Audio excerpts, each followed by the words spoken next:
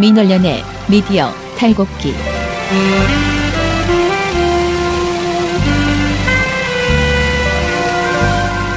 민원련의 미디어 탈곡기 228을 시작하겠습니다.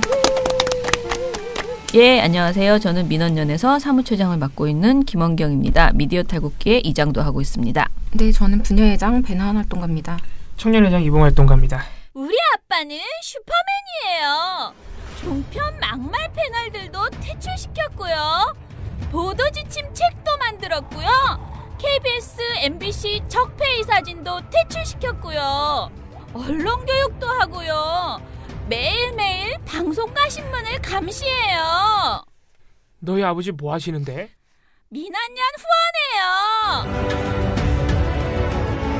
언론을 정상화시키는 확실한 길. 한 달에 10,000원 민원련 후원으로 가능합니다.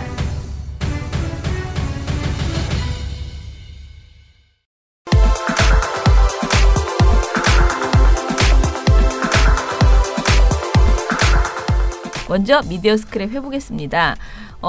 저희가 어젯밤에 이 내용, 이 문자를 받고 다들 경악을 하던데 저는 나름 좀 웃음이 나왔습니다. 뭐 예측 가능한 일이었고 그렇게 놀랄 일도 아니고 다만 우리를 그래도 의식하고는 있구나 이렇게 생각을 했는데 자, 내용 전해주시죠. YTN 소식입니다. 네, YTN 이사회가 오늘 예정되어 있습니다. 곧 저희가 오전에 녹음을 하게 되면 이제 곧 이사회가 시작이 되는데 원래 이 이사회 장소가 플라자 호텔이었습니다. 그런데 어제 YTN 측이 아주 긴급하게 이사회 장소를 바꿨어요. 왜 그럴까요? 네, 처음에 말씀하신 대로 전국언론노조와 전국언론노조 YTN 지부 그리고 여러 시민단체 민원연 포함해서 YTN 이사회의 최남수 사장 해임안 상정을 요구하는 기자회견 및 집회를 원래 예정됐던 플라자 호텔에서 하기로 했습니다. 당연히 다 이제 기자분들께 보도자료를 뿌리고 그랬죠. 그 사실을 안 이 YTN이 그 기자회견 및 집회를 피하기 위해 장소를 급하게 바꾼 것입니다. 그래가지고 이제 쉐라톤 서울 팔라스 강남 호텔로 그래서 강남으로 거리도 멀어요. 확 바꿨어요.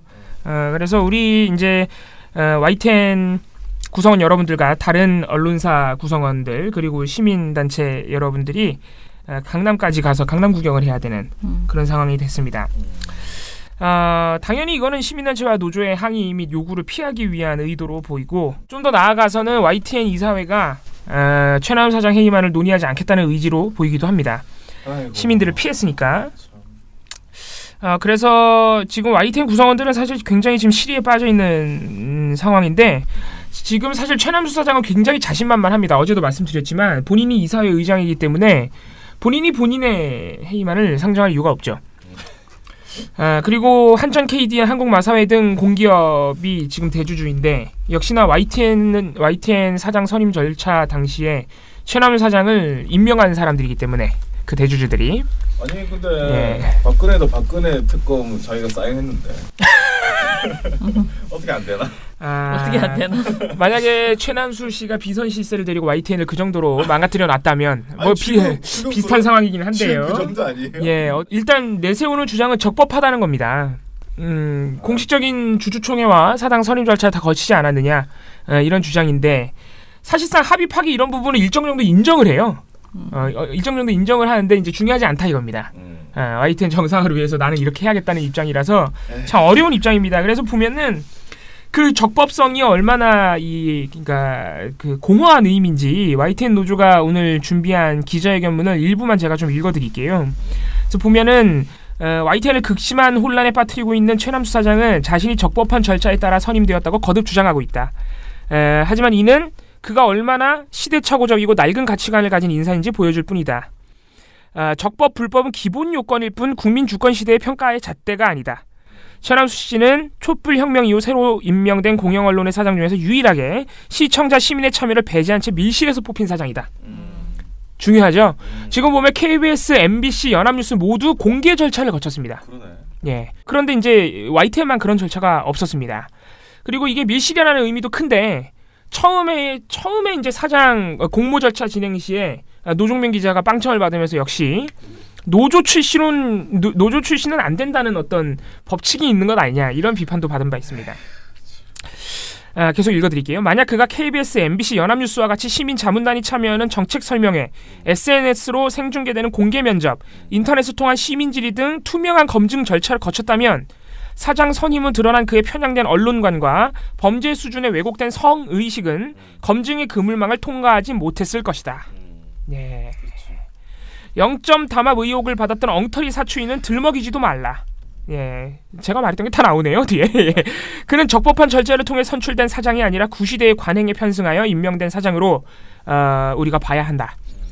그리고 그 절차의 비민주성과 그로 인해 초래된 참담한 결과에 대해 가장 큰 책임을 져야 할 것은 바로 YTN 이사회다. 따라서 YTN 이사회가 결자 해제하라, 이런 요구입니다. 오늘 이사회 결정 보겠습니다. 어떤 상황이 나오는지 예의주시하겠습니다. 대주주가 결정해야 됩니다. 사실입니다. 2달로 하고 있습니다. 도대체 방송을, 국민의 방송을 왜 방기하는 겁니까? 발등이도 책임에서 자유로울 수 없습니다. 적폐청산 완수없이 YTN 미래없다. 적폐청산 완수없이 YTN 미래없다. YTN 미래없다. 적폐청산 완수없이. 강남 쉐라톤 호텔에서 똑같은 요구를 할 예정입니다. 시민 여러분들께서도 많은 관심을 좀 가져주시기 바랍니다. 이거 어제 저녁에 바뀐 거예요? 예, 어제 저녁도 아니고 늦은 오후에. 저녁이지 저녁. 늦은 오후가 저녁인가요? 예. 밤에 한 9시쯤에 우리한테 알려줬으니까. 그럼 아침에 또 바꾸는 거 아니에요? 그럴 수도 그런가요? 있죠. 예. 옛날 MBC처럼 막 호텔을 전전하는. 페이크 아닙니까 이거? 사실은 바꿨다고 했는데 실제 그 원래 장소에서 하고. 반토막은 프라자 호텔로 실제로 가 있을까? 실제로 이런 짓을 MBC가 했었죠. 예, KBS가 이사회를 이사회를 바꿨다가 장소를 막 그러네요. 그 생각은 또 못했네. 아이 근데 설마 일단은 YTN 노조 여러분들께 이걸 좀 알려드려야겠네요. 그럴 수도 있다는 점을. YTN 소식이 하나 더 있어서 제가 좀 추가적으로 말씀을 드릴게요.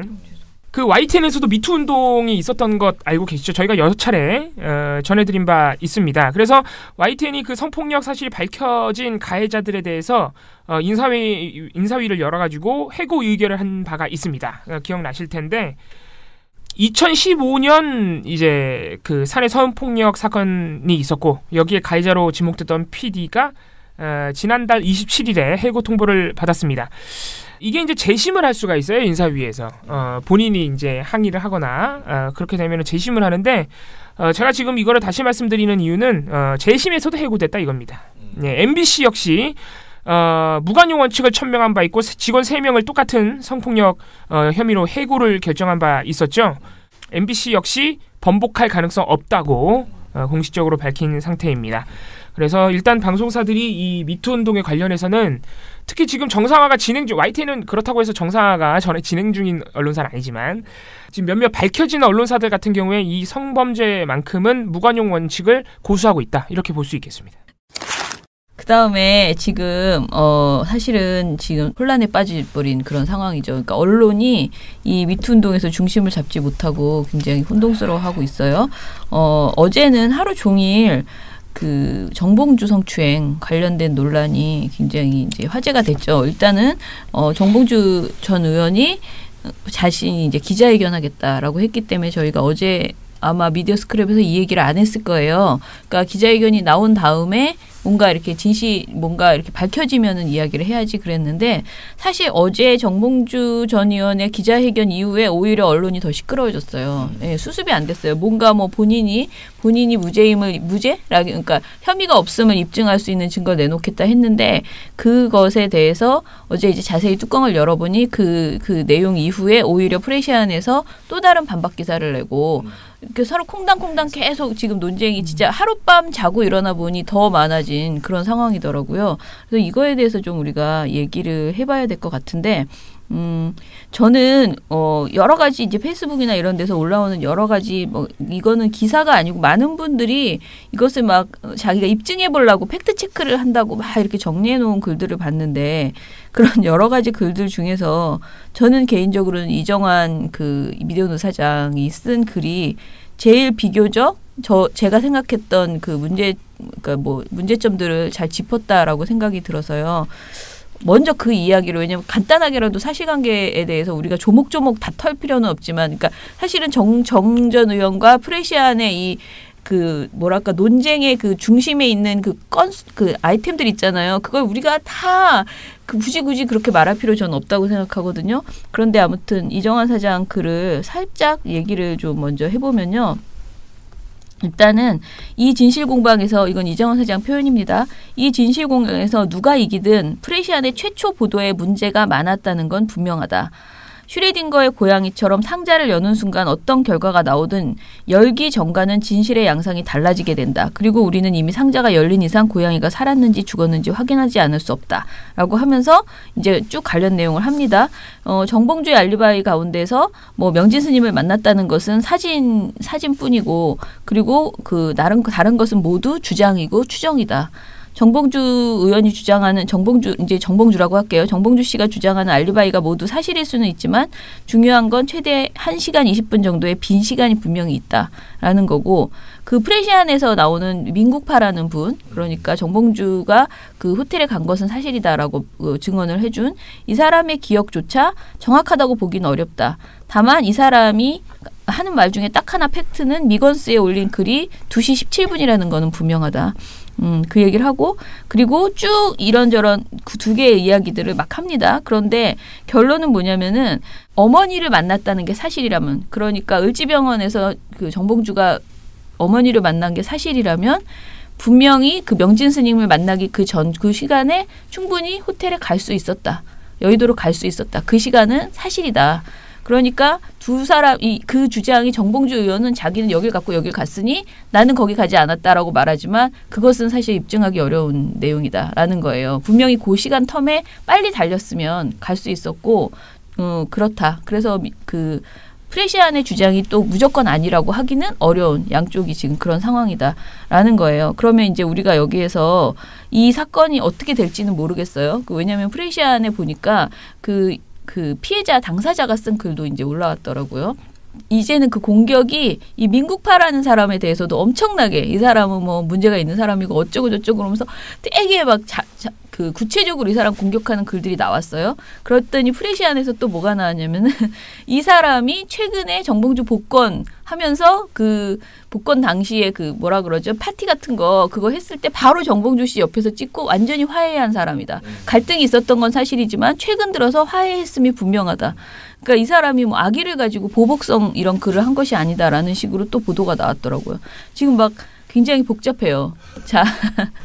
지금 아마 이거 나갈 때 또 뭔가 또 다른 것들이 아마 그럴 거예요. 오늘 저녁이면 또 다른 내용들이 나오겠죠. 그런데 이 와중에 이제 몇 가지 오보가 있거나 또는 이런 내용들을 콩당콩당하는 내용 중에서 확인되지 않은 또 다른 내용들이 보도가 나가지 않아야지 된다는 게 가장 핵심인 것 같아요. 또 엉뚱한 피해자들이 생기고 있긴 하고요. 지금. 예, 그렇죠. 일단은 국민일보가 오보를 했다는데 그 오보의 내용을 좀 이건 별거 아니에요. 네. 국민일보가 정봉주 씨가 그 이제 해명 기자회견이라고 해야 되나요? 네. 아무튼 본인의 알리바이를 증명하려 했던 그 기자회견 12일 날 있었던 그 기자회견 이후에 프레시안이 관련 보도를 모두 내렸다고 보도했는데 네. 명확한 오보죠. 이때 보도를 내린 게 아니라 사람들이 하도 프레시안에 많이 접속해서요. 잠깐 서버가 다운되긴 했습니다. 네. 접속이 아예 안 됐던 거죠. 기사를 내린 게 아닌데 기사를 내린 건 아니고 오히려 프레시안은 곧바로 반박 보도를 냈죠. 네. 오후가 돼가지고. 네. 그리고 이제 저는 민원연은 어제 언론단체니까 언론 관련된 이야기만 정봉주 성추행 이제 그만하고요. 보면 지금 많은 사람들이 프레시안의 서어리 기자를 공격하는 것에 굉장히 집중되어 있는데요. 저는 굉장히 많은 그 이야기들 중에서 이제 지적하는 게 왜 서어리 기자가 취재했느냐. 서어리 기자는 그 피해자의 친구이기 때문에 적절치 않다라는 주장들이 있어요. 이걸 또 정봉주 씨가 직접 언급했어요. 네, 그리고 그렇게 했기 때문에 이것의 진정성, 기사의 진정성이 의심된다라는 건데요. 저는 이건 말이 안 된다고 생각하거든요. 그러니까 기자가 꼭 내 친구 거를 쓴다고 해서 객관화하지 못한다? 그러면 사실 기자가 아닌 거죠. 그러니까 내 친구, 내가 아는 사람에게 제보를 받아서 그 굉장히 의미심장한 일인데 이것을 해줄 수 있는 거예요. 해줄 수 있는데 다만 그 과정에서 이 친구의 말만 전적으로 믿고 검증하지 않았다면 그건 분명히 문제가 있는데 내용으로 접근해야지 친구다. 이 둘이 무슨 학교 뭐 동창이다 이런 말도 안 되는 비본질적인 얘기를 가지고 기자를 공격하는 것은 저는 적절치는 않다고 생각을 하고요. 지금 현재 보도 중에서 그 정봉주 그러니까 기자에 집중하는 보도가 굉장히 많다고 합니다. 실제로 보니까 페이스북 같은 거 제가 이렇게 보니까 이미 서울이 기자는 완전히 그냥 정말 털렸다라는 생각이 들더라고요. 이 사진까지 이미 엄청 많이 돌았더라고요. 예. 그래서 이 부분은 굉장히 좀 그러니까 문제가 있습니다. 보도의 내용과 보도의 신빙성이나 그 객관성, 어떤 논리의 치밀함 이런 거 가지고 비판을 할 수 있습니다만은 그걸 누가 썼느냐에 집중해가지고 막 그 기자의 과거를 털고, 막 출신 학교를 털고, 막 행적을 털고 이런 거는 전혀 아주 문제적인 행태들이죠. 예, 뭐 저도 아무튼 그 미디어스 기자한테 전화 받았을 때 이게 우리가 보통 이제 피해자를 노출시키지 않으려고 굉장히 이제 얘기를 하지만 그 동안에 또 이렇게 기자가 공격받는 거는 솔직히 또 처음이거든요. 이렇게 미투 보도를 보도했다고 해서 그래서. 이거를 가지고 물론 기자가 잘못하면 공격받아야 돼요. 우리도 실명 비평 하잖아요. 그러니까 그거는 맞는데 이거를 가지고 우리가 이제 이 사건이 발생했어요. 그러면 이 사실이 맞느냐, 이 성추행이라는 것이 맞느냐, 이 본질적인 내용은 하지 않고 그걸 지적한 사람, 그걸 말한 사람, 그 사람을 공격하는 쪽으로 지금 계속 되고 있는 지금의 분위기는 분명히 적절치 않다고 생각하고요. 그러니까 기자를 비판할 수 있습니다만은 이거는 신상털이하고 완전 다른 얘기죠. 신상을 TV조선 기자 뭐 사진 올리면서 막 조롱하고 무슨 학교 나왔는데 뭐 관상을 보니까 어떻다느니 그런 말 하지 않죠. 민원연 절대 그러지 않는데 그런 말도 있어요? 아니 지금 서울이 기자한테는 SNS상에 보도가 나왔다는 얘기는 아닙니다. 그런 보도는 아직 안 올라온 것 같지만 하지만 보도상에도 이미 서울이 기자의 사진을 쓰는 기사를 제가 몇 개 봤고요. 네티즌 멘트를 이제 인용해서 하는. 그렇죠. 그리고 지금 SNS상에는 이 서울이 기자의 개인 신상을 파는 그러면서 비난하는 글들이 너무 많기 때문에 그런 점은 우리가 분명히 부적절하다. 하지 말아야 되는 행동이다. 이렇게 말할 수 있겠습니다. 네. 그리고 이제 그런 지금 말한 것처럼 네티즌의 의견이라면서 그거를 그대로 갖다가 쓰면서 사실상 내가 말한 건 아니야라고 하면서 이제 이건 완전 종편식 그 방법이잖아요. 그렇게 해서 서울이는 누구? 뭐 이런 식의 기사 있잖아요. 이런 것들 나오는 거 이것도 굉장히 그런 기사는 있어요. 근데 이렇게 막 굉장히 적나라하진 않아요. 아직은. 근데 서울이 기자는 누구 그러면서 뭐 낙검수 팬이었고 뭘 했고 어떤 보도를 했다. 그런 식으로 해서 얼굴이랑 해서 그러니까 이거는 약간 어뷰징이에요. 맞아요. 그런 기사로 보여요. 실제로 그 사람 공격한다기보다는 지금 서울이 쓰면 기사 팔려 이렇게 생각해서 막 퍼날르고 이런. 실제로 어제 저녁 시간대부터 밤 늦게까지 서울이 기자가 실검 1위를 차지했어요. 진짜요? 이거는 어떤 의미냐면은 어뷰징도 굉장히 많이 됐다는 의미이기도 하죠. 사실은 될 수밖에 없는 구조이기도 하죠. 네. 그리고 다른 피해자. 그렇죠. 이게 또 엉뚱한 피해자가 생겨가지고 이 정봉주 씨가 지지자들이 상당해요. 카페만 아마 10만에 가까운 이 정봉주 씨가 아마 지지자를 확보하고 있을 겁니다. 이게 지금 이 프레시한 보도가 이제 진실공방으로 번지면서 이 지지자들의 어떤 뭐라 그럴까요? 굉장히 민감해요. 과잉 행동이 지금 계속 불거지고 있죠. 저는 지금 너무 끔찍한 행동들이 이어지고 있다는 생각이 드는데요. 일단 기사를 소개해드리겠습니다. 조선일보 단독입니다. 엉뚱한 사람 신상 털어 정봉주 전 의원 지지자 60여 명 입건입니다. 이분들이 이제 어떤 행동을 했냐면요. 정봉주 전 의원의 성추행 의혹을 제기한 여성이 누구인지 밝히겠다면서 신상털이에 나섰습니다. 그러면서 그 과정에서요. 자기들이 추정하는 그 당사자에게 이제 협박 메시지를 보내고 이제 그분의 얼굴, 이제 사진 같은 것들을 유포하고 했는데 알고 보니까 이 사람은 이 사건과 무관한 제3자였습니다. 전혀 엉뚱한 인물이었죠. 네, 그래서 그분이 이제 페이스북에다가 자기 입장을 써놓고 협박 메시지 지금도 받고 있는데 다 처리하겠다, 법적으로 처리하겠다라고 하면서 고소를 해버립니다. 일단 1차 고소를 했고요. 이분들은 정봉주의 미래 권력들 회원들로 얘기가 되고 있고요. 해당 기사에서는요.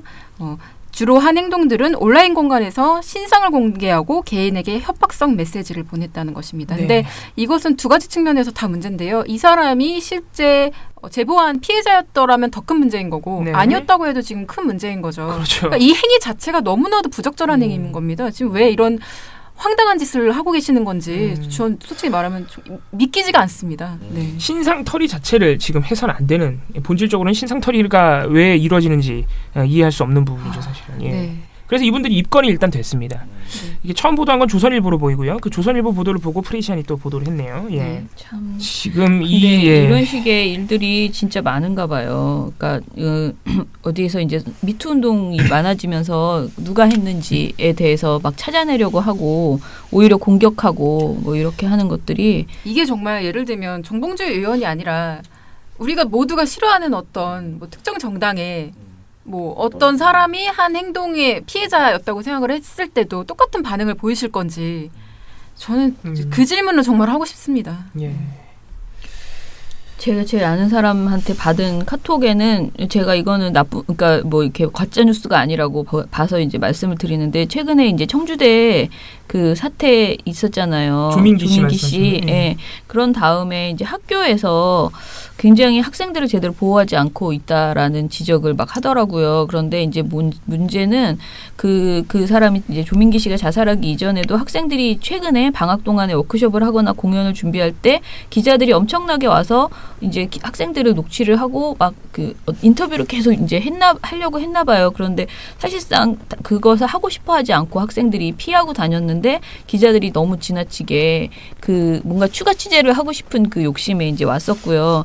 그런데 이제 학교가 이것을 보호하거나 돕는 조치를 전혀 하지 않고 있었는데 그 이후에 이번에 졸업식 때에는 기자들이 학교에 오니까 연극학과는 따로 졸업식을 하라고 해서 분리를 해서 졸업식을 했다는 거예요. 청주대가. 예, 그리고 이 학생들이 지금 이제 뭐 어떻게 보면은 이미 경찰 조사를 다 했고요. 20여 명의 학생들이. 그런데 이제 네티즌들로부터 뭐라고 해야 되나 그냥 조민기 씨가 이제 사망하고 나니까 이런 부분에 대해서 굉장히 비판을 받고 있나 봐요. 그래서 이게 오히려 피해자임에도 불구하고 2차 가해성 그런 공격 이런 것들을 굉장히 노출되어 있고 이것을 학교가 제대로 보호하지 못하고 있는 그런 상황이라고 합니다. 그래서 뭐 여러 가지 문제들이 지금 여기저기서 미투로 인해서 이제 발생하고 있는 것 같은데요. 뉴스타파도 되게 공격을 받고 있는 것 같더라고요. 뉴스타파는 왜? 뉴스타파도 민병두 의원 관련한 보도를 뉴스타파가 냈잖아요. 네. 그러니까 지금 그런 공격이 언론 그 그러니까 저 피해자와 그것을 폭로한 언론사 뭐 이런 식으로 막 가고 있는 그러니까 프레시안과 뉴스타파가 거의 지금 PD저널 표현에 의하면 벌집이 됐다라고 말을 하는데 예, 지금 그런 상황이라고 합니다. 근데 좀 우리가 무조건 믿고 그냥 이게 갈 문제는 아니잖아요. 상식적으로 봤을 언론들도 때. 보도를 잘 해야 되죠. 네네. 그러니까 물론 100% 누구 말이 정답이다라고 믿자는 게 아니고요. 근데 이런 내용들에 대해서 좀 차분하게 이거를 좀 짚고 가야 되는데 너무 나는 누구를 믿어 그런 생각에 이제 빠져가지고 설마 그럴 리가 이 보도가 문제일 거야 이런 식으로 이제 선입견을 갖고 접근하는 그런 태도에서 거기에서 조금만 더 가면 이제 2차 가해가 되는 거예요. 그래서 이 부분에 대해서 좀 다 자제해 주셨으면 좋겠고 그리고 이제 특히 이런 지금 저희 민원연 이 페이스북에 뭘 올려도 거기 댓글로 뭐 그 안희정 씨 피해자를 공격하는 댓글들이 이 사람 이상하다, 뭐 이 사람 뭐 처신이 어쩌고 이러면서 막 그런 댓글들이 막 올라오거든요. 근데 이런 게 이제 댓글뿐만 아니고 사실은 SNS 상에 많이 유통되고 있다고 저는 들었어요. 근데 이런 것들을 우리가 서로 퍼날르지도 말고 보지도 말고 누가 올리면 이거 내려달라 이렇게 요청하고 이런 식으로 이걸 자제해 나가는 분위기를 좀 우리가 만들어야 되지 않을까. 그리고 가장 중요한 건 언론이 이걸 가지고 한마디라도 보도에 기사화하지 말아야 되는데 은근히 이런 말이 있다라는 식으로 이제 슬슬 올라오기 시작하면은 정말 이제 더 이상 걷잡을 수 없을 것 같거든요. 그래서 그런 보도들은 진짜 하지 말아야 되고 우리 스스로도 그런 댓글을 이렇게 소비하지 않고 보내면 정정해달라, 뭐 내려달라, 부적절하다라고 말하는 약간 불편함을 불편하다고 말할 수 있는 그런 저기가 돼야 될 것 같아요. 자세가. 그렇지 않으면은 이 미투가 그냥 그 원래 가졌던 그 좋은 뜻 우리 사회에서 정확하게 말하면 전 보수와 진보를 떠나서 이제는 이건 안 된다라는 이것과 공유돼야 된다. 성폭력은 안 된다라는 것이 공유되고 그 가치가 쭉 정리되면 되는 것인데 이거를 뭐 정치 공방 어쩌고 이런 식으로 하면서 사람을 날리는 도구로 사용해서도 안 될 것이고 그렇게 좀 됐으면 좋겠습니다. 네, SBS 시사 고발 프로그램 뉴스토리에서 작가들을 일방적으로 쫓아낸 사건이 있었죠. 네, 이것과 관련해서 지금 계속 그 작가들 또 이제 관련 관계자들이 입장 발표하면서 이제 지지의 목소리를 보태고 있는데요. 여기에 지상파 4사 작가들도 SBS 측의 공식 사과와 재발 방지를 촉구한다라는 입장을 밝혔습니다. 뉴스토리 작가들의 입장은 저희가 계속 말씀드렸죠. 시사를 강화하겠다라는 이유를 하나를 들어서 이제 여러 명의 작가를 동시에 해고를 합니다.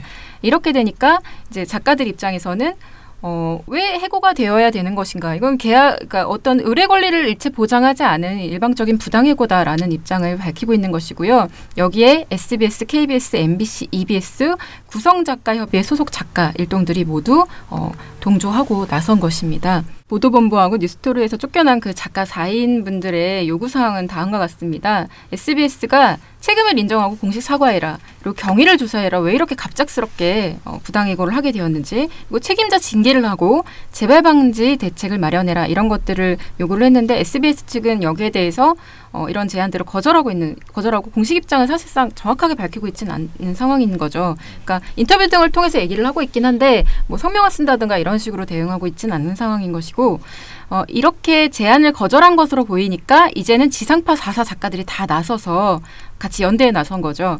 그러니까 지상파 4사 작가들의 입장은 이렇습니다. 이번 사태의 진행 과정을 처음부터 면밀히 주시했는데 6일 SBS 보도본부가 뉴스토리 작가들의 요구들, 앞에 말했던 그 요구들을 거부한 상황이기 때문에 이젠 더 이상 좌시할 수 없다.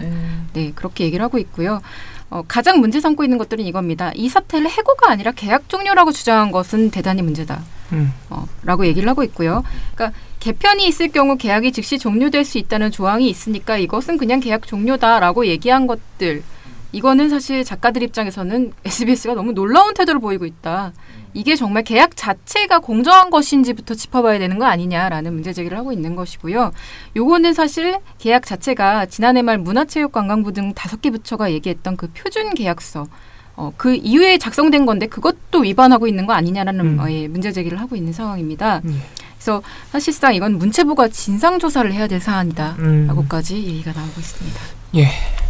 지난 2일에 SBS 사측과 그 이제 해고된 4인이 협상을 하긴 했어요. 근데 SBS는 복직시켜 줄 테니 더 이상 문제 제기하지 마라라고 말을 했고, SBS 그 해고 작가 4인은 아까 나은 씨가 말한 그 이제 요구 사항들 사과 및 재발 방지 대책, 진상조사, 관계자 징계, 뭐 공식적 사과 이런 걸 요구했더니 이제 SBS가 그 우리가 받아들일 수 있는 수준을 넘었다. 그래가지고 협상이 결렬됐고, 그러자 이제 다른 방송사의 작가들이 모두 들고 일어난 겁니다. 더 이상은 참을 수 없다. 네. 그래서 아마 이 사태가 진행되면은 SBS가 대체 인력 구한다 그러면 대체 인력으로도 안 하겠다 이런 의지입니다 지금. 예.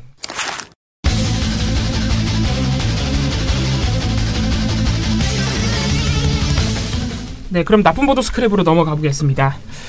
제가 오늘 종편을 들고 왔는데 지난 7일에 청와대 여야 5당 대표 오찬이 있었던 거 알고 계시나요? 보도가 많이 되긴 했는데 이게 왜 보도가... 네네. 홍준표 대표 그렇죠. 때문에 역시 우리 레동 기대를 저버리지 않고 막말을 이분은 한 번 이렇게 이 사건 터뜨리면 막말을 한 번에 여러 개 쏟아냅니다.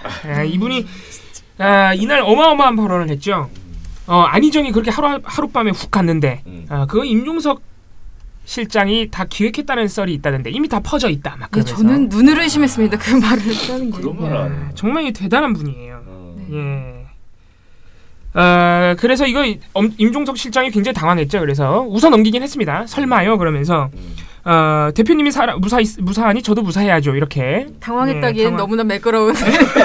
당하긴 당황했습니다. 네. 표정을 보면 당황했어요. 다른 분들도 당황해가지고 어찌할 바를 모르는 뭐 유승민 대표, 추미애 대표, 조배수 대표 등등 이정미 대표도 있었죠. 아무튼 그렇게 해가지고 이게 논란이 엄청 커졌습니다. 안 그래도 이 미투를 정치적 음모론으로 해석하는 시각에 대해서 굉장히 비판적 여론이 높은데 홍 대표가 이거는 그렇게 바라보는 관점만 노출한 게 아니라 아예 그렇게 본인이 음모론을 발설한 거죠. 임종석 기획설이라고 해야 되나요? 안희정 성폭행에 대한 임종석 기획설을 심지어 임종석 실장 본인에게 말하는 초유의 사건. 이 외에도 홍준표 대표가 실언을 많이 했습니다. 실언인지 아니면은 원래 그런 생각하고 계신 분인지 잘 모르겠습니다만은 여성들과는 악수도 하지 않는다. 뭐 이런 발언도 했고. 펜스루를 지키고 계신가요? 뭐 모르겠어요. 뭐 그런 의미 같지는 않은데 아무튼간에 뭐 여러 가지 발언을 잘못 많이 해가지고 비판이 많이 있었습니다. 또 이 자리에서 또 하나 논란이 됐던 거는 이 미투 관련 발언 말고도 홍준표 대표랑 유승민 바른미래당 대표가 문정인 통일 외교안보 특보의 해임을 요구했어요. 문재인 대통령에게 직접. 그 이유는 이제 문정인 특보가 한미동맹을 이간질한다는 어마무시한 이유였습니다. 그 이유는 지난달 말에 지난달 28일인가요? 네, 27일에 문정인 특보가 어떤 그 미국 강연에서 한국 대통령이 나가라 그러면 주한미군 나가야 된다. 이른바 주한미군 철수론을 표명했기 때문에 한미동맹을 이간질한다. 뭐 이런 주장이었습니다. 얼핏 들어도 말이 안 되는 것 같죠? 대꾸도 하지 않았습니다. 네. 아무튼 이런 발언들을 했는데 그래서 이 홍준표 대표에 대해서 굉장히 앞으로 그냥 청와대 오찬 있어도 초대하지 말아야 되는 거 아니냐. 이분이 이날 처음 온 거예요. 그동안 한 2번인가 걷어차고. 그래가지고 그런 드립이 준비되니까 오셨다. 그래가지고 말들이 많았는데 채널A 돌직구쇼 3월 8일 방송이니까 곧바로 다음날 아침에 이 문제를 아주 중점적으로 다룬 이 청와대 오찬을 중점적으로 다룬 채널A 돌직구쇼는 이 모든 사안에서 아주 적극적으로 홍준표 대표를 두둔했습니다. 특히 미투 발언 관련 발언 두둔한 거 보면은 진짜 기가 찹니다. 진짜 제가 그동안 2월 말부터 3월 초까지 미투 관련해서 채널A가 큰 문제가 없다. 몇몇 돌발 발언 빼고는. 근데 이제 이쯤 되면 채널의 시각 자체가 의심스럽다 이렇게 봐야겠습니다. 아주 근본적인 시각이 잘못되어 있다고 좀 의심해볼 만한 수준에 도달한 것 같아요. 채널의 방송이. 그래서 먼저 그 미투 관련 발언, 홍준표 대표의 발언을 어떻게 처리했는지 제가 말씀드릴게요. 굉장히 중요한 게 이 채널의 돌직구쇼의 진행자가 2명, 그러니까 메인 진행자는 이남희 기자 1명이고 서브 진행자로 박민혁 기자라고 붙습니다. 두 분이 채널의 기자인데 이 두 사람이 홍준표 대표의 미투 관련 발언을 아주 적극적으로 두드네요. 진행자가. 놀라운 장면이 한 2차례 정도 나오는데 이날 채널의 돌직구쇼에 패널은 4명이 나왔습니다. 김지혜 변호사, 김병민 경희대 교수, 김금식 경남대 교수, 서가번 전 민주당 의원 이렇게 4분이 나왔는데 이 4분 중에서 이 홍준표 대표의 미투 관련 발언을 강력하게 비판한 사람은 딱 한 명 김지혜 변호사입니다. 예. 김지혜 변호사가 이 관련 대담이 시작되자마자 김지혜 변호사가 뭐라고 비판하냐면은 홍준표 대표의 어떤 그 여성 혐오의 교과서적인 그런 정석적인 그 여성 혐오의 패턴을 정말 잘 드러내는 그런 대화가 아니었나 생각하는데요. 이렇게 말을 하고 있는데 진행자인 이남희 기자가 끼어들어서 말을 끊어요. 여성들의 이 목소리를 내지 않으니까 예전 참 살기 편했는데 지금은 여성들이 목소리를 내기 시작하니까 성가시고 불편하다라는 점. 김지혜 변호사가 아마 그 홍 대표의 여러 가지 발언들에 대해서 그 여성적인 시각에서 봤을 때 굉장히 편함을 느꼈다는. 그대로 담고 있죠. 저는 이건 팩트라고 생각합니다. 그러니까 저는 발언을 끄는 것도 문제가 된다고 생각합니다. 여성주의적인 시각에서 봤을 때? 그런 말을 여성주의라고 하진 않았어요. 여성적인 시각에서 봤을 때라고는 했는데 예, 저도 잘 모르겠는데 어쨌든 간에 다른 패널 발언은 이렇게 끊은 적이 없거든요. 근데 김지혜 변호사의 홍준표 대표 비판 발언만 이렇게 2번이나 끊어요. 네. 아무튼 그래서 저는 문제가 있다고 생각하고요. 또 특히 여성적인 시각에서 봤을 때 하는 할 수 있는 말이다. 뭐 이거는 의미도 잘 파악이 안 되지만 남성들도 이런 얘기 할 수 있습니다. 예. 아무튼 그렇고요. 그러고 이렇게 이남희 기자 말을 끊으니까 박민혁 기자가 좀 더 적극적으로 김지혜 씨를 반박합니다. 그 여성적인 시각에서 봤을 때 굉장히 편함을 느꼈다는. 그대로 담고 있죠. 저는 이건 팩트라고 생각합니다. 그러니까 이런 부분 굉장히 문제가 잠깐만요. 말씀하시기 전에 사실관계를 먼저 제가 설명을 드릴게요. 그 다음에 말씀을 하셔도 늦지 않을 것 같은데. 그럼 도대체 무슨 사실관계를 지적하려고? 홍준표 대표의 발언에 대해서. 그러면서 뭐라 그러냐면은 홍준표 대표가 저 장면입니다. 먼저 있었고 이제 임종석 실장이 들어왔어요. 그래서 악수하면서 저 때 처음에 이 얘기를 한 게 아니고 그 임 실장은 미투에도 뭐 무사해서 다행이네 이렇게라고 이제 미투를 소재로 농담을 시작을 하죠. 그러니까는 임종석 실장도 지지 않아요. 대표님 무사하니 저도 야 안희정을 임종석이 기획했다고 하던데 그랬더니 임종석 실장이 같이 웃어야 되나요? 라면서 약간 당황해하면서 열받는 게 조금 있었어요. 그러고 나서 이제 홍 대표가 자 안희정 보니까 대한민국이 하루아침에 이렇게 살기 어렵게 되더라라고 했더니 옆에 있던 이제 추미애 대표도 여기 남성들이 그렇게 당당하게 말할 수 있는 사람 별로 없을 걸 이렇게 얘기를 해요. 그러고 났더니 이제 조배숙 대표도 지금 발 뻗고 잘 수 있는 것은 여자들밖에 없다. 이게 핵심은 말씀하신 대로 홍준표 대표가 시작한 건 맞아요. 문제는 이 정당 대표라는 분들이 청와대 가서 미투를 소재로 어찌됐건 누가 시작했건 간에 농담이나 아니면 신경전의 소재로 삼았다는 것 자체가 저는 이해가 안 되는 거죠. 그러니까 그 점은 확실히 짚어야 되는 거고 그다음에 누가 더 잘못했는지 잘했는지 그다음에 따져봐야 될 것 같아요. 아니, 다른 분들하고 발언하고 이게 완전히 다른데. 이게 지금 비교나 할 수 있는 발언 그 예시를 누구로 드는 거예요? 아까 제가 말씀드린 거 조배숙 대표 지금 발 뻗고 잘 수 있는 사람들은 여자들이다. 뭐 추미애 대표 남성들이 그렇게 당당하게 말할 수 있지 않다. 저 그거 말고 다른 거 없어요? 아무리 봐도 네, 아무리 봐도 네. 이거는 자 그래서 알겠어요. 물론 이런 지적 할 수 있습니다. 왜 미투 운동을 그렇게 우스갯소리로 넘기느냐라고 우리가 할 수도 있어요. 근데 이거를 지금 이 정도 발언을 가지고 홍준표 대표의 임종석 기획설이나 여성과 약수하지 않는다거나 뭐 대한민국 안희정 보니까 대한민국 하루아침에 참 살기 어려워졌다. 이런 발언들하고 이게 지금 비교나 가능한 발언입니까? 이게 지금? 네, 말이 안 되죠. 이거는 뭐죠? 명백한 물타기죠. 홍준표 대표는 잘못 없다는 거죠. 모두 다 잘못했답니다. 모두 다. 심지어 이 주장을 해서 박민혁 기자가 뭐라고 했어요? 팩트를 사실관계를 먼저 확인한 후 홍준표 대표를 비판하라 이렇게 말했잖아요. 대단한 분이에요. 확인했으니까 이제 비판해야 네, 이제 비판 안 해요. 근데 비판하지 않습니다. 홍 대표는. 심지어는 이 발언에 대해서 김병민 씨는 뭐라 그러냐면 여기도 굉장히 웃깁니다. 김병민 씨가 뭐라 그러냐면은 한마디만 좀 드리고 싶은 게 애당초 이 얘기가 나왔던 첫 번째로 돌아가면은 이 안희정 지사의 사건은 임종석 실장의 기획이라는 표현을 쓰지 않습니까? 저는 이거 상당히 조심해야 되는 측면들이 있다고 보는 게 다시 돌아가서 어디로 가냐면 김어준 씨가 방송에서 얘기했던 미투를 공작의 관점에서 본다면이라는 표현을 가는 겁니다. 그러니까 지금 이 안희정 전 지사 사건을 바라보면서 대한민국의 유력한 대권 주자였던 사람이 어느 하루아침에 사실은 몰락의 과정들을 걷고 있기 때문에 이것도 정치의 음모론적 시각으로 보는 인사들이 있는 겁니다. 그렇기 때문에 거기에 대한 내용들을 홍준표 대표가 끄집어냈던 건데 발언에 대한 모든 내용들은 다 잘못됐다는 건 공유를 하고 있는 거지만 지금 이 순간에도 이 내용들을 바라보면서 정치 공작으로 바라보는 사람들의 일부 인사들이 있을 거고 그걸 통해 미투에 대해서 이야기했던 피해자는 또 다른 피해를 받게 되는 거거든요. 그러니까 따라서 저는 김어준 씨가 지금 이 순간이라도 과거에 대한 발언들을 좀 사과했으면 좋겠다는 생각이 들고 절대적으로 여든 야든 할 것 없이 이 내용들이 정치권의 인사로 번지면서 가능성이 확장되지만 이거 이제 음모나 공작의 관점에서 바라보는 것들은 당장 그만둬야 될 것 같습니다. 네. 지금 홍준표 대표 발언으로 이 대담을 시작해가지고 결론이 김어준 씨가 지금이라도 과거 발언에 대해서 사과했으면 좋겠다 이렇게 끝나요. 이 김병민 씨 발언. 홍준표 대표가 사과해야 된다는 말은 없나요? 전혀 안 나. 홍준표 대표의 이 발언에 대해서 문제점을 지적하는 발언은 김지혜 씨 제가 아까 말씀드린 그 첫 발언 외에 단 한 명도 이런 반구도 나오지 않습니다. 이게 사실 김어준 씨 발언의 문제점을 지적할 정도면 젠더 감수성이 굉장히 예민한 분인데 이게 또 홍준표 씨에 대해서는 굉장히 관대해지네요. 그러니까요. 이건 관대한 수준이 아니고 진짜 완전 적극적으로 카바치는 거예요. 정말로. 예. 정말 그래서 깜짝 놀랐습니다. 김지혜 변호사의 강력한 비판은 모두 제지하고 다른 패널들 심지어 진행자 2명이 앞장서서 홍준표 대표는 잘못이 없다고 하고 있는 거예요. 지금. 대단한 분들이 이쯤 되면은 저희 이제 확신이 섰습니다. 얘는 미투 관련 방송이 종편의 미투 관련 방송이 문제가 많다. 제가 문제가 별로 없다고 말씀드렸는데 이 정도 되면은 기본적인 관점 자체가 틀려 먹었다. 예, 진행자들이 이러고 있으니까. 그리고 이외에 아까 제가 말씀드렸던 문정인 특보와 관련해서도 역시 여기서도 김병민, 김근식 씨가 자유한국당, 바른미래당 대표들과 똑같은 주장을 합니다. 이제 한마디 얘기만 좀 드리고 싶은 거는 문정인 특보에 대한 발언들이 그동안 상당히 논란이 되지 않았습니까?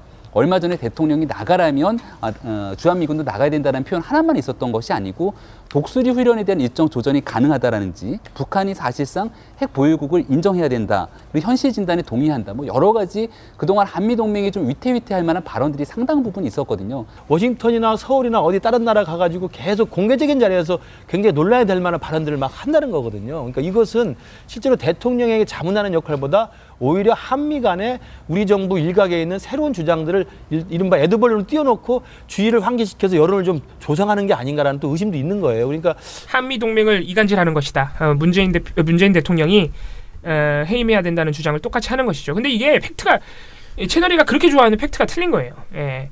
이게 뭐냐면은 실제로 이런 비슷한 발언이 있긴 했습니다. 문정인 특보가. 근데 뭐냐면은 워싱턴에서 아마 강연했던 것 때문에 그런 모양인데요. 예. 제가 지난주에 워싱턴에 있는 민주평통에서 강연을 했었어요. 예. 그때 이제 대한민국 대통령은 헌법에 의해서 국군 통수권을 갖고 있고 예. 그래서 군정권과 군령권을 행사하고 군령권 중에서도 작전 지휘권은 미국 대통령과 더불어 행사하고 예. 작전 통제권 중에서 평시는 우리 대통령이 행사하고 전시만 주한미군 사령관이자 연합사령관에게 위임을 한 것이다. 그런데 그렇게 부분이 없다고 해서 우리 대통령 또는 대한민국이 전부 군사주권이 없다라고 하는 것은 동의하기 어렵다. 예. 그래서 가령 예를 들어서 대통령이 필요하다라고 하면은 결국에 주한미군 나가라고 할 수 있고 그러면 주한미군 나가야 된다. 예. 그래서 제가 방점을 뒀던 거는 전시작전 통제권이 없어도 대한민국은 군사주권을 갖고 있다. 이걸 강조를 한 건데 일부 언론에서 다른 거 거두절미해버리고 대통령이 주한미군 나가라고 하면 나가야 된다라고 하는 요것만 부각을 시킨 거예요. 그래서 제가 갑자기 주한미군 철수론자가 돼버린 거예요. 이쯤 되면 돌직구쇼는 폐지해야 돼요. 채널A가 더 빨리 날아갈 것 같은데 다른 데보다. 채널A 글쎄요. 지금 예언하시는 거예요? 네. 제가 볼 땐 비관적이고요. 아무튼 돌직구쇼 문제가 너무 많습니다. 틈만 나면은 조선일보만 팩트라고 주장하고. 예, 지금 미투 관련해서도 홍준표 대표를 이 정도로 두둔할 정도면 야, 이거 지방선거 때 볼만하겠네. 예, 아주 걱정입니다. 그래서 저는 오늘 여기까지입니다. 네. 제가 가지고 온 거는요, 오늘 사실 퀴즈입니다. 보도미보도인데, 왜 이걸 가지고 왔냐면요, 지금 일주일에 한 번 하려고 하니까 이슈가 지금 너무 많아서 밀려요, 자꾸.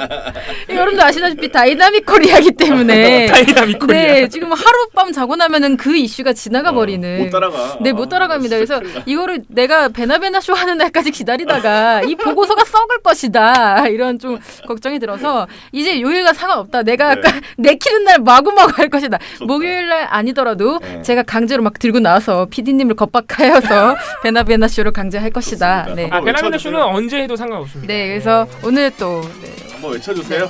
베나베나 쇼! 오랜만에 하니까 오늘 힘이 넘치는 거예요. 네, 호해입니다. 인데요.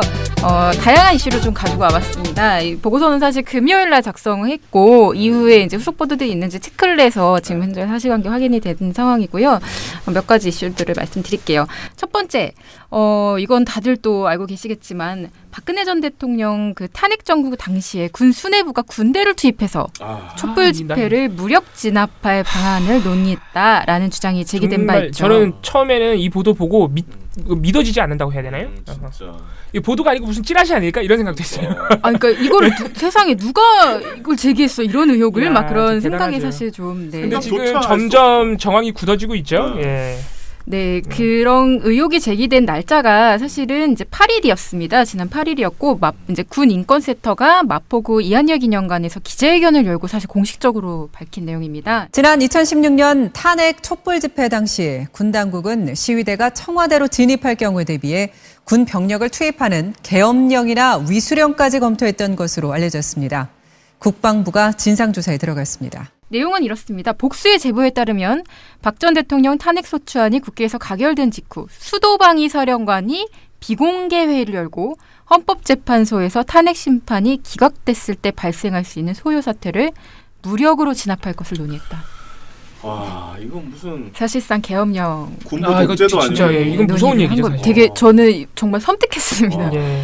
네, 그러면서 군 인권센터는 무슨 얘기를 했냐면요. 그러니까 여기에 대해서 만약에 그렇다고 한다면 이건 이렇게 해석할 수 있다. 탄핵이 기각돼서 박 전 대통령이 직무에 복귀하면 위수령을 선포할 것으로 보고 미리 준비를 한 것이다. 그렇죠. 이건 뭐 선포하는 거죠. 사실. 네, 그리고 이거에 대한 어떤 정황 증거로 뭐가 있냐면요. 탄핵 심판 중에 한민구 전 국방부 장관이 위수령 폐지에 그렇게 반대를 했다고 합니다. 네, 2차례나 반대했어요. 네, 아주 극렬하게 반대를 한 것이죠. 당시 야당, 그러니까 민주당에서 2번이나 제안을 했는데 2번이나 반대한 바 있어요. 네, 그러니까 이게 만약 사실이라면 군이 내란 예비 음모를 꾸민 거죠. 네.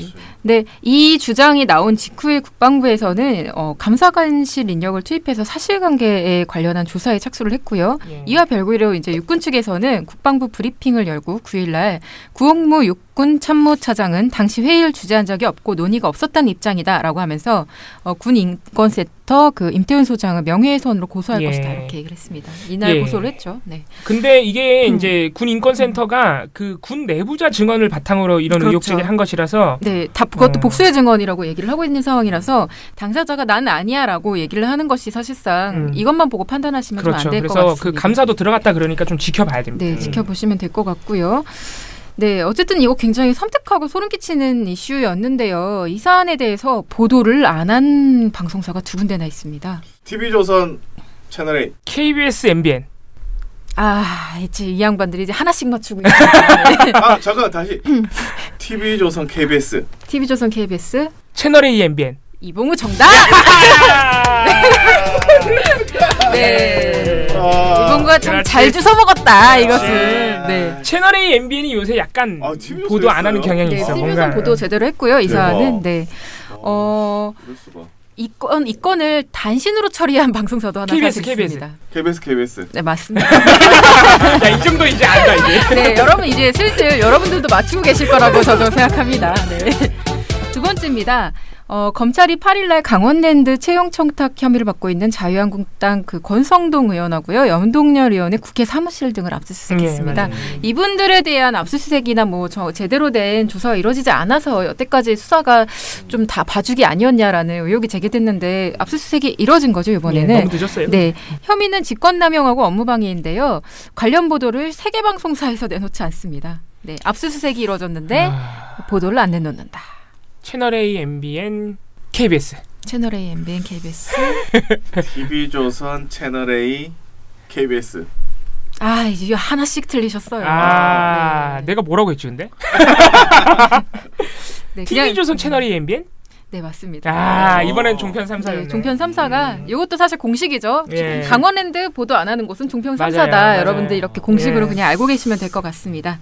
네, 또 다른 이슈가 있습니다. 서울중앙지법 그 허경호 영장전담 부장판사가 7일날 아주 기괴한 결정을 하나 내립니다. 뭐냐면 김관진 전 국방장관에 대해서 청구된 구속영장을 기각하죠. 네, 또 기각됐어. 네, 김관진 전 국방장관은 현재 국군 사이버사령부 대선 개입 의혹 등등을 여러 가지 받고 있는데요.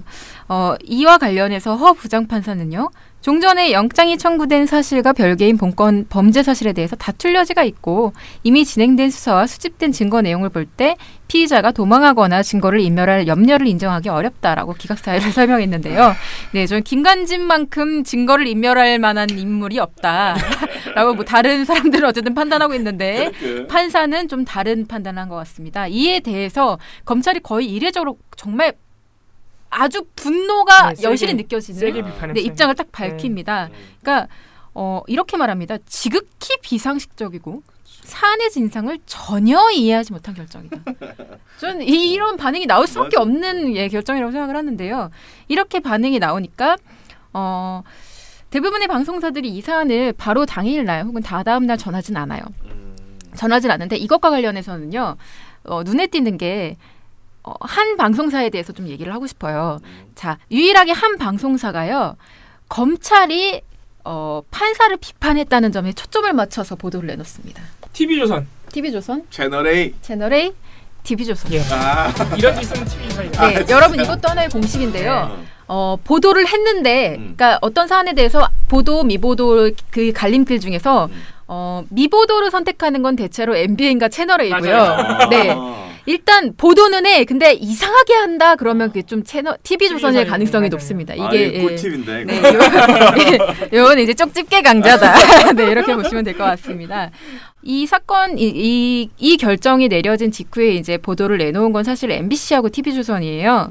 근데 MBC 보도 같은 경우는 보도 제목이 또 풀려나 검찰 강력 반발 이 보도를 통해서 검찰이 영장 기각에 왜 반발을 했는데, 그러니까 특히 이번엔 정도가 좀 강하다. 근데 왜 이렇게 정도가 강했을까? 어떤 주장일까를 상세하게 소개하는 데 방점을 찍은 보도예요. 이게 3월 7일 날 나온 보도인데 TV조선 그 다음 날, 그러니까 하루 늦게 따져본이라는 코너에서 네, 국민 법감정 무시 법원 비난 이라는 제목을 달고 관련 사안을 소개를 하는데요. 제목을 보면 다들 눈치를 채셨겠지만 법원이 국민의 법방 감정을 무시했다라고 이제 검찰이 반박을 했어요. 실제로도. 근데 그걸 놓고서 그 말꼬리를 잡습니다. 국민의 법감정을 무시한 도저히 납득할 수 없는 결정, 심히 유감을 표명한다고 했습니다. 내용만 보면 여의도 정치권의 비난 성명을 떠오르게 할 정도였습니다. 자, 그런데 국민의 법감정이라는 게 뭐 중요하지 않은 건 아니겠습니다만은 검찰이 이렇게 법원의 판단을 대놓고 비판하는 게 맞는 겁니까? 국민 법감정을 들어서 법원을 비판한 게 적절하냐는 얘기인데요. 추상적인 법감정을 들기보다는 구체적인 법리와 증거로 법원을 납득시키는 게 최고 수사기관인 검찰에 어울린다는 지적이 나오고 있습니다. 막 이런 말을 합니다. 근데 대체로 상식적인 대부분의 방송사들은 이 기간에 뭘 하느냐면요. 왜 판사들, 그러니까 법원에 쓴 이상한 이런 판단이 나오는가. 특히 영장시. 네, 영장에서 대체 판사들 어떤 판사들로 구성이 되어 있는가 이런 것들을 이제 파고 있습니다. 다른 언론사들. 아시겠지만 영장 심사하는 그 판사 그 자리가 굉장한 요직이에요. 권력직이기 때문에. 네, 그런 것들을 파고 있고 경향신문도 이것과 관련해서 되게 좋은 단독 보도들을 많이 내놓고 하고 있는데 다른 방송사들이 그걸 하고 있는, 그러니까 다른 언론이 그런 것들을 하고 있는 사이에 TV조선은 요런 말꼬리 잡기. 검찰이 문제 있는 거 아니니? 검찰이 왜 이렇게 말을 기분 나쁘게 해? 뭐 약간 이거죠. 사실 그겁니다. 정말 딱 이 논리예요. 네. 감정적인 비판이죠. 네, 사실은. 그렇죠. 이렇게 하는 게 뭐 추상적인 법감정을 들기보다는 구체적인 법리와 증거로 법원을 납득시키는 게 중요하다 뭐 이런 얘기를 하고 있는데요. 법리와 증거는 다 제출했어. 네, 법리와 증거에 맞지 않은 판단을 내린 것으로 추정되는 법원에 대해서는 뭐 별 말이 없다라는 것이고요. 요거는 이제 좀 깨알 같은 마지막 재미로 끼워 넣은 것인데요. 네, 길환영 배현진 한국당 입당 관련해서 보도를 내놓지 않은 방송사가 세 군데 있습니다. 보도 안 해도 이해해 줄게. 네, 참고로 말씀드리면 제가 하고 있는 이 베나베나 쇼의 보도 미보도 코너는요. 보도를 해서 보도를 하지 않아서 잘못됐다 잘잘못을 가리는 게 아니라요. 이 언론사는 이런 사안들은 보도를 하는구나 하지 않는구나라고 그렇죠. 하는 어떤 경향성을 말씀드리는 코너예요. 그래서 이걸 보도하지 않았다고 나쁜 언론이다 이렇게 얘기하는 건 아니라는 걸 다시 말씀드리면서 이 퀴즈 다시 여쭤봅니다. 이 두 분의 한국당 입당. 잠깐만 이거 약간 복잡해지는데? 이 설명이 있어서 약간 복잡해졌는데? 한국당 입당 보도하지 않은 곳이 세 군데 있습니다. 세 군데나 돼요? 네. 과감하게 전 지삼사 갑니다. 지삼사. 네, 지상파 3사 갑니다. 네. 그럼 뭐 피디님 저는 종삼사 가요? 아니. 저는 약간 마음대로 KBS, MBN, SBS. MBN이라는 어떤 페이크를 좀 넣군요. 네. 네. 그리고 MBC를 조금 믿으셨다. 그렇죠. 네, 지삼사가 맞습니다. 오늘 정답. 네. 오늘 제가 정답률이 높네요. 네, 오늘 굉장히 많이 맞추시네요. 오늘 승률이 높으시네요. 제가 그 뭔가 신내림을 받은 듯한 느낌이. 네, 오늘 오늘 탕수육 사셔야 되는 거 아닌가? 저는 뭐 그렇게 생각합니다. 점심 약속이 있습니다. 농담이 아니라 진짜로. 네, 너무 안타깝네요. 하필이면 오늘 이렇게 신이 왔는데. 진짜로 약속이 있어요. 예.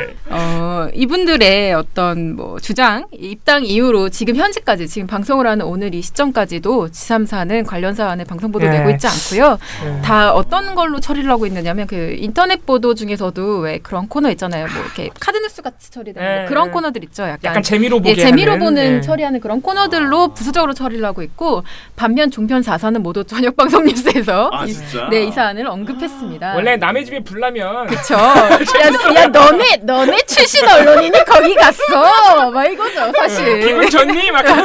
네, 뭐 어쨌든 뭐 그 보도하는 기분은 제가 또 뭐 다 추정할 수 없죠. 뭐 부러워할 수도 있어요. 왜냐면 우리 출신 언론인은 왜 못 가나, 막 뭐 이런 생각할 수도 있는데 어쨌든 이거는 그냥 깨알 재미처럼 봐주시면 되겠습니다. KBS, MBC는 참 보도해주면 우리야 많이 변했다 하겠지만 보도 못하게 어느 정도는 이해가 갑니다. 네, 뭐 보고 싶지 않은 현실이라고 할 수도 있겠죠. KBS는 자기네 전 사장이 그러고 그러고 있으니 얼마나 깝깝하겠어요. 네, 그리고 MBC는 뭐 메인 앵커가 네, 7년 동안 메인 앵커 하던 사람이 그러고 있으니 근데 뭐 사실 또 보도할 만한 이슈인 것도 재밌는 맞죠. 네. 이건 아마 MBC가 직접 보도하면서 약간 살짝 깐죽되면은 시청자들이 아주 좋아할 텐데. 뭐, 하지만 그렇게 하진 않았다는 점 말씀드리고요. 네, 베나베나 쇼는 여기서 마치도록 하겠습니다. 오늘은 뭐 이봉우 승리라고 해도 뭐 무방할 것 같습니다. 축하드립니다. 거의 처음인 것 같네요. 네, 쇼 도입된 이후로 정말 처음. 네.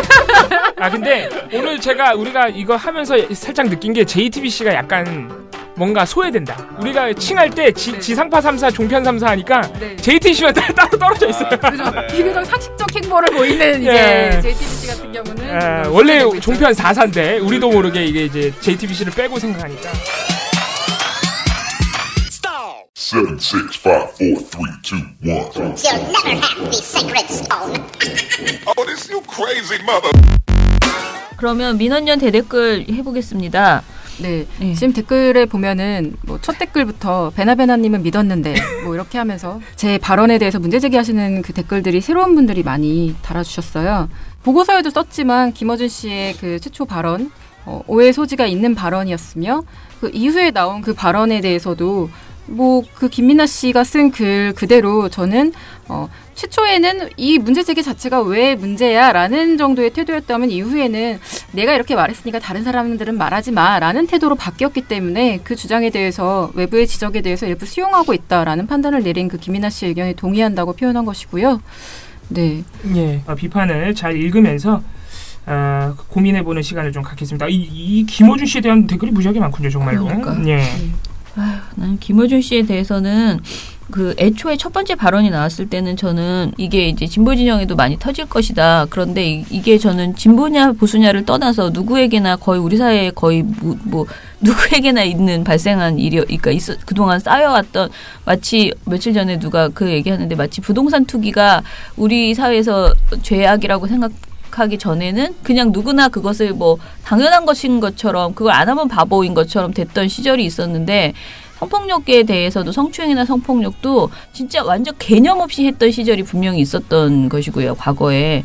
근데 이것을 이제 캐기 시작하면 우리가 미투가 되면서 바로 최근에 뭐 한 1, 2년 일이 아니고 몇 년 전의 일들도 이야기하기 시작하면 자유로울 수 있는 사람은 사실 굉장히 없는 편이다라고 생각을 해서 뭐 이게 진보나 보수냐를 떠나서 누구에게나 발생할 수 있는 일이라는 점에서는 뭐 나올 수 있고 오히려 제가 어제도 얘기했지만 생각보다 너무 진보 쪽에서만 나오고 있어서 이것에 대해서는 분명히 분석이 필요하다라는 생각이 들었었거든요.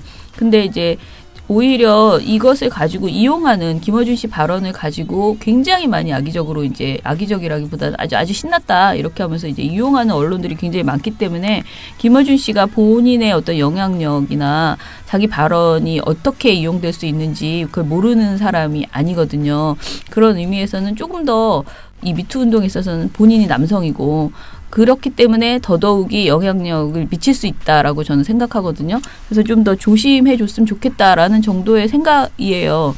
근데 지금 이 논쟁들이 계속 또 마찬가지로 정봉주 편이냐 아니냐로 막 이렇게 가는 것처럼 김어준 편이냐 아니냐로 막 이렇게 논쟁이 가고 있는 것 아닌가. 그래서 좀 답답한 마음이 좀 들어요. 이 댓글들을 보니까. 다른 댓글, 이 김어준 씨 관련된 이야기 말고 다른 댓글은 444041님께서 새로운 한 주가 시작되었네요. 새로운 한 주를 미탈로 시작하네요. 처장님 치과치료 빨리 하세요. 오래 두면 안 됩니다. 오늘 반차 쓰시고 빨리 치료받으세요. 벌써 3월 중순이네요. 꽃피는 봄은 언제 오려나 내일도 탈탈탈 하셨습니다.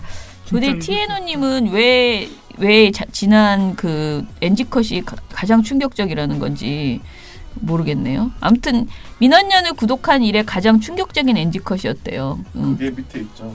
근데 이걸 난 아무것도 충격이 아니어서 봉봉 선임님이 보도 카메라 테스트를 받으셨다고요.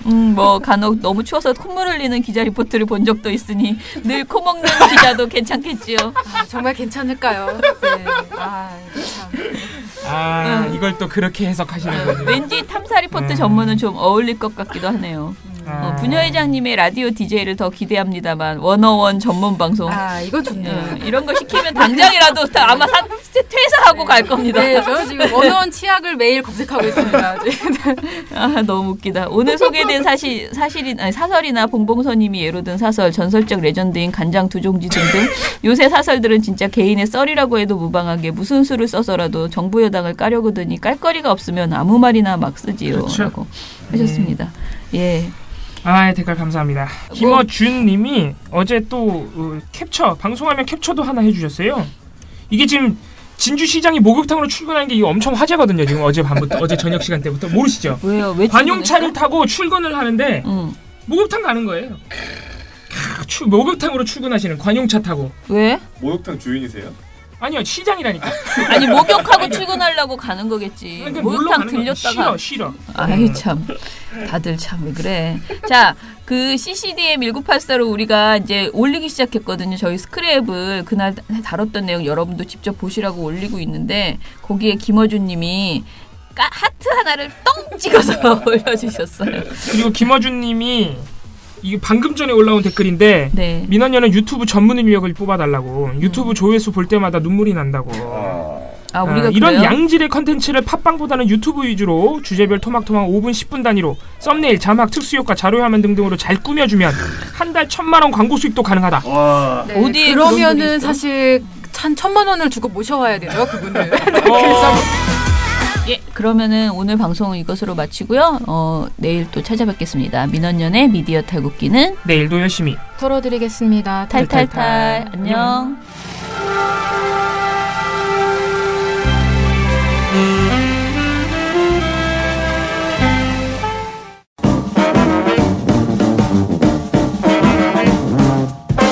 여러분, 미디어 탈곡기 잘 들으셨나요?